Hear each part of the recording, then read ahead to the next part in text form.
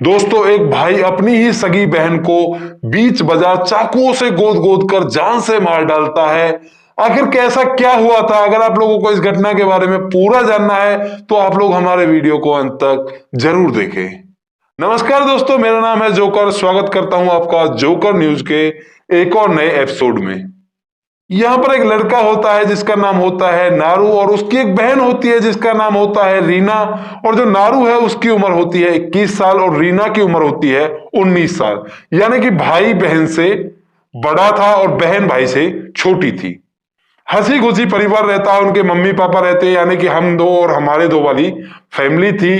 दो mummy papa थे और दो ही बच्चे थे। काफी सुखी परिवार था। अब इसके बाद क्या होता है, इसके बाद जो बच्चे हैं उनका एडमिशन हो जाता है कॉलेज में, और कॉलेज में जाने के बाद लड़के और लड़कियों का आपस में बातचीत करना एक कॉमन सी बात होती है। आप सभी लोग इस चीज को जानते होंगे। तो इसी दौरान जो नारू की बहन होती है रीना, वो एक लड़के से बात करने लगती है, और इस चीज का पता नारू को चल जाता है। और वो इस चीज को देखकर अपनी बहन से कहता है कि तुम ऐसा मत करो, ये सब कुछ करना ठीक नहीं है।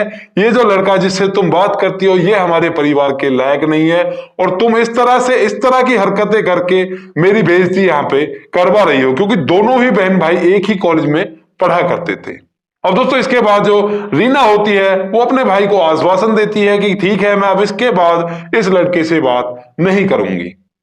तो फर्स्ट अटेम्प्ट जो रीना का है वो यहाँ पे हो जाता है। उसके बाद क्या होता है, उसके बाद कुछ दिनों बाद नारू को फिर से पता चलता है कि रीना फिर से उस लड़के के साथ बातचीत कर रही है।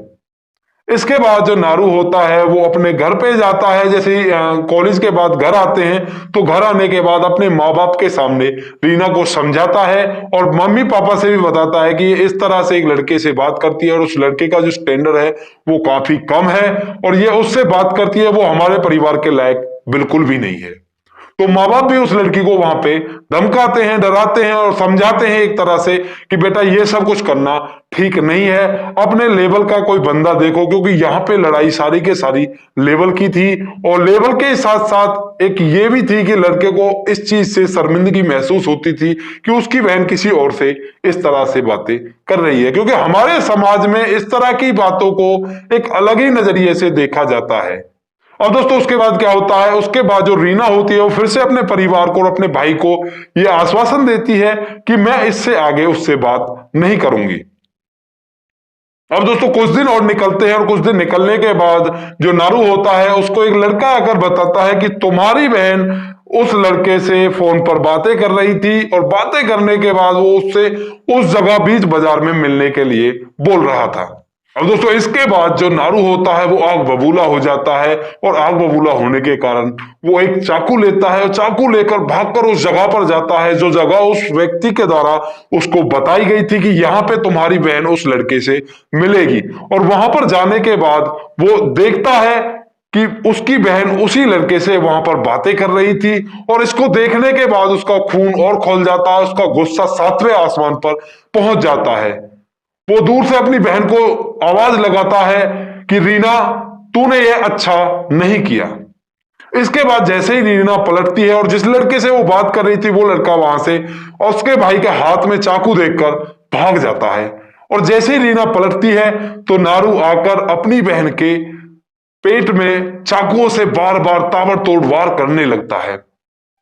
और इसके बाद अड़ोस पड़ोस में जो भी लोग खड़े थे वो इस चीज को केवल देखते रहे। ना किसी ने आकर उस लड़की को बचाया, ना उनको समझाया कि ऐसा करना ठीक नहीं है। क्योंकि इसी तरह का हमारा समाज बन गया है। अगर किसी का एक्सीडेंट भी हो जाता है तो वहां पर लोग वीडियो बनाते हैं, ना कि उसको एम्बुलेंस को फोन करते हैं। फोन का यूज तो होता है केवल वीडियो बनाने के लिए, ना कि उस बंदे की जान बचाने के लिए।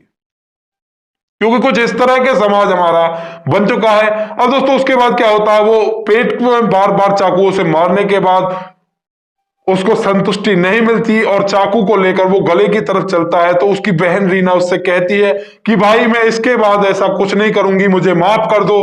परंतु वो बिल्कुल भी उसकी एक बात नहीं सुनता और उसका गला उस चाकू से रेंद देता है। अब दोस्तों, इस घटना के बारे में आप लोग क्या कहना चाहोगे, अपनी राय कमेंट बॉक्स में जरूर लिख सकते हैं। बाकी हमारा इन घटनाओं को आप लोगों को सुनाने का उद्देश्य परेशान करना बिल्कुल भी नहीं है। केवल आप लोगों को समाज में घटी हुई घटनाओं से अवगत कराना है, ताकि आप लोगों को इससे कुछ ना कुछ सीख मिले और आप लोग इस तरह की घटनाओं से बच सकें। अगर आपको वीडियो अच्छा लगा तो वीडियो को लाइक और शेयर जरूर करें। बाकी मिलते हैं क्राइम की किसी नेक्स्ट सच्ची घटना के साथ। तब तक अपना ख्याल रखें, सावधान रहें, सुरक्षित रहें, रिश्तों की अहमियत को समझें। जय हिंद।